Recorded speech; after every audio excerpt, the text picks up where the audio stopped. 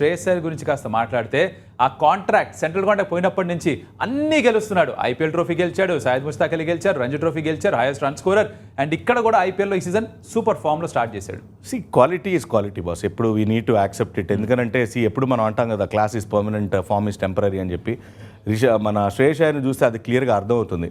International లెవెల్లో ఎప్పుడైతే ఆ షార్ట్ బాల్ని ఎక్స్ప్లాయిట్ చేశారో, తన పైన యూజ్ చేయడం మొదలుపెట్టారో, సో ఒకసారి ఇక ప్లాన్ డిసైడ్ అయ్యాడు, నేను I need to come up with a plan, otherwise నేను వెళ్తే నన్ను ఊరికే షార్ట్ బాల్ వేసి అవుట్ చేస్తున్నారని దానికి తగ్గట్టు ప్రిపేర్ అయ్యి వచ్చిన విధానం ఏదైతే ఉందో అది చాలా ఇంప్రెసివ్గా అనిపిస్తుంది. And is not satisfied. Best part ఏంటంటే అక్కడ హ్యాపీగా సరిపెట్టుకోవట్లేదు. He wanted to do more, బాగా చేయాలనుకుని ఇంకా పర్ఫామ్ చేస్తున్నాడు. అండ్ ఒక పాయింట్లో మనకు తెలుసు, ఇండియన్ టీం కూడా తన క్యాప్టెన్, ఫ్యూచర్ క్యాప్టెన్ అని చెప్పి మాట్లాడాం. బట్ ఇప్పుడు ఆడుతున్న విధానం చూస్తే ఇదే కంటిన్యూ చేస్తే మాత్రం ఈ సంవత్సరం ఐపీఎల్ ఒక ఆరెంజ్ క్యాప్ రేంజ్లోకి వెళ్తాడని నాకైతే గట్టిగా ఉంది.